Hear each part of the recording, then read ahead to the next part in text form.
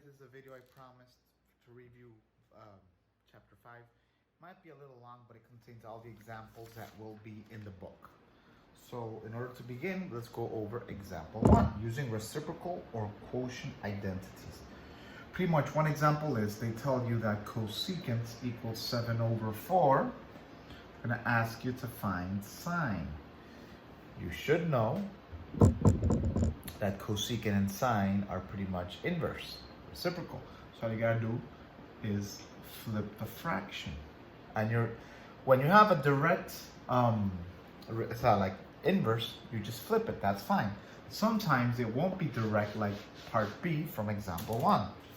They're telling you cotangent x equals 5 square root of 5, and sine is square root of 5 over 3. Now I need to find cosine. What is cosine?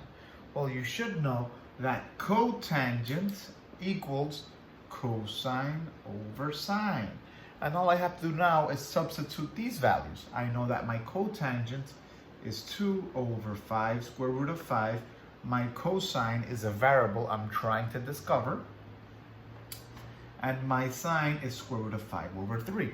Now, in order to isolate here, I just multiply times square root of 5 over 3, square root of 5 over 3. You simplify, and you're left with 2 over 3 times 5, which is the exact same thing as 2 over 15. Now, note, in the exam, these types of problems will not show up. You're actually going to be verifying identity. So I'm not going to ask you for the specific value of sine. But you should know that cosecant and sine are inverse, that cotangent is cosine over sine. You should know all those identities already.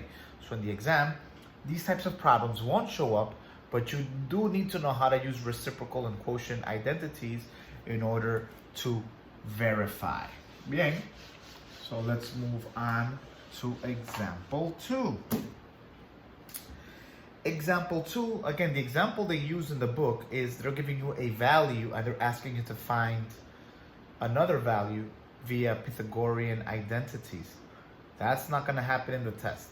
In the test, you're always going to be given one of the 3 basic equations with no values, and you have to simplify. So whenever you see an expression that has a cosine squared and a 1, or a sine squared and a 1, or a tangent, cosecant, so any identity squared and a 1, you have to immediately think of Pythagorean identity. One example that was in today's work, I think it was like sine minus sine cosine squared. And that should be equal to sine cubed. This is the type of problem that you're going to use that include Pythagorean identities and also factoring. So I'm going to factor out a sine as a common factor, and I would end up with 1 minus cosine squared equals sine cubed. Now I know that this is a Pythagorean identity. I turn that into sine squared, and when I multiply these two, I actually end up with sine cubed.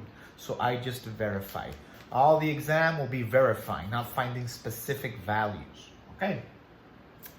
Now remember,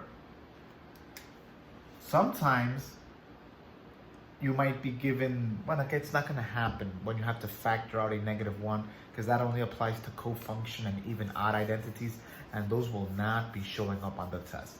So here I saw an example of factoring and also an example of Pythagorean identity. Once you multiply, you're done. Okay. Example 3 will not be used, so you can go ahead and skip it. And let's now rewrite everything into sine and cosine. This will be heavily used in the test.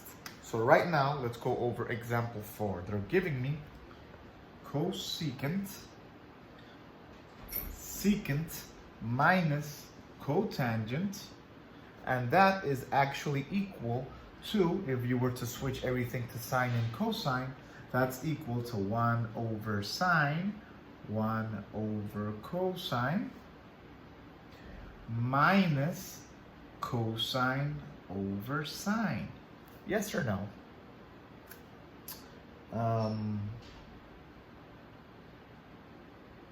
Yeah. But I'm not done yet. Since I have to simplify, now I will also be joining fractions. What is this missing to become this? Pretty much cosine. I'm going to multiply this side by cosine and the numerator by cosine. Now I'm going to join everything. My common denominator is now sine cosine. And in my numerator, this is a multiplication. 1 times 1 is 1 minus cosine squared. This is a perfect example of an exercise that can show up in the test. Now you should recognize this as Pythagorean identity, which actually becomes sine squared. And since that is over sine over cosine, this square cancels out this sine, and you're only left with sine over cosine or tangent. That is the answer for example 4. Good example of what's going to be on the test. Again, you have to switch certain identities to sine and cosine, join fractions, use Pythagorean identities, simplify, and with an answer. Perfect example of the difficulty I am looking for. Now, example 5, factoring. You can skip the example that's in the book because that's actually factoring out a cofunction, a -1. That's not going to happen. The factoring we will see in this test is pretty much either common factor or the reverse difference of squares, so you can end up with a Pythagorean identity. Again, if you're given 1 minus cosine, you can multiply this by 1 plus cosine, which is more or less a reverse difference of squares, and you're left with 1 minus cosine squared. Okay.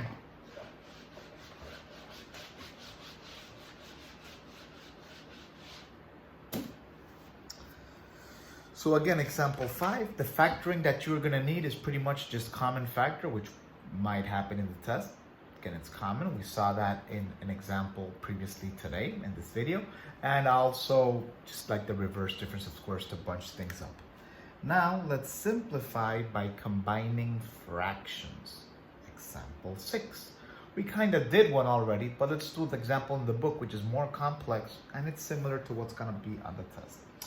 Now I'm given sine cosine over 1 minus sine. And remember, you have to put x's there. I'm not putting x's because I just want to do this fast and save some space because it's kind of uncomfortable to work on the whiteboard.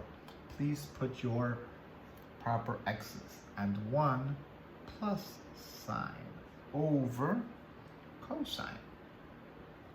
Now, what's going to happen here? Pretty much, I'm going to multiply this. I mean, there's a couple of ways you can do this.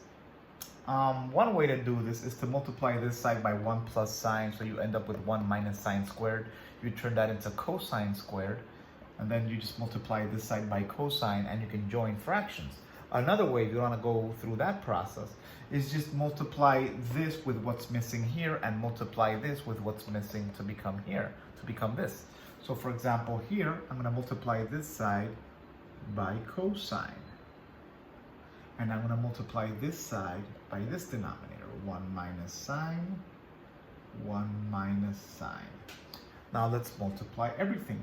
Up here, I would end up in the numerator with sine cosine squared. And in the denominator, cosine minus sine cosine. Again, cosine times 1 is cosine, cosine times negative sine cosine. Order doesn't matter, it could be negative cosine sine. No importa. I just, do it whatever. Doesn't really matter. Minus 1 plus sine, 1 minus sine. You should know already that that is 1 minus sine squared. The reverse difference of squares. Okay? And down here, I have cosine minus sine cosine. The whole point of this cross multiplication is to end up with 2 similar denominators, so now you can combine fractions. So let's rewrite this into a single denominator fraction. So this is all cosine minus sine cosine, and that can still be worked. And up here I have sine cosine squared, and here minus, I'm going to turn that into cosine squared. Again, Pythagorean identity. Now, let's continue working. I need more room. So what are we going to do here now? We're going to do factoring. We're going to do common factor, just to see if I can cancel something out and make it easier on me. So up here, I'm going to common factor a cosine squared, and then I'm going to have sine minus 1 divided by, down here, I'm going to factor out a cosine, and I'm going to be left with 1 minus sine, which is not the same thing as sine minus 1. So what do I do in order to continue working here? Let me erase this. So even though I said, you might not have to factor out a -1, you might have to factor out a -1, but we just won't be using cofunctions or even odd identities. So here, let's factor out that negative. So this becomes negative and this becomes positive. Now these two factors are identical. Cancel them out. Sine minus 1 is the exact same thing as -1 plus sine. They cancel out. And here, this square, the cosine, cancels out one of the cosines in the denominator. And you're left with negative cosine, which would be the proper answer for example 6, as stated in the book. Let's continue to example 7, which might not be that useful in the test, but you never know. I'm given 1 over 1 plus cosine, and I'm asked to rewrite this as an expression that does not involve a radical. So the easiest way to work here is to turn the denominator to a 1, so it goes away, or to turn it into a single element that can then be broken up. So here, for example, again, anytime you see 1 plus cosine, if it's not squared, multiply it by the conjugate, so it becomes squared. So now in the numerator, I have 1 minus cosine. In the denominator, I have 1 minus cosine squared. Now this denominator will immediately turn into sine squared. Sine squared. What do you do now? You can easily break the denominator into 2 parts. Again, remember, when we're dealing with fractions, you can always break down the denominators. You can always break this down like so. That's always doable, but you can't break down the numerators. 5 plus 7 plus 3 plus 2. You cannot break down the numerators. This only works with the denominators. I hope that's absolutely clear. So why do I have to break it up? Because you'll see what happens. Right now, as is, I can't simplify this any further. But if I break the denominator into 2 parts, all of a sudden, I think I can work with this a little easier. You should know what the inverse of sine is. It would be cosecant. So you just send it to the numerator, squared. So 1 over sine squared becomes cosecant squared. Minus, here, what do you do here? Profe, pero there's a square at the bottom. The top one isn't squared. That's fine. Now you break this denominator into 2 parts. Are these 2 expressions not identical? Cosine over sine squared. Now you can easily turn this identity, cosine over sine, into cotangent, and 1 over sine into cosecant. And that is the proper answer for number 7. Now, again, for the test, make sure you know the reciprocals, make sure you know common factor, make sure you know the reverse difference of squares in order to find Pythagorean identities, make sure you know Pythagorean identities, make sure you can rewrite everything in terms of sine and cosine, and combining fractions. If you manage all this properly, you should do well on the test. If you have any questions, ask them tomorrow, or we can set up a call on Thursday. Good luck.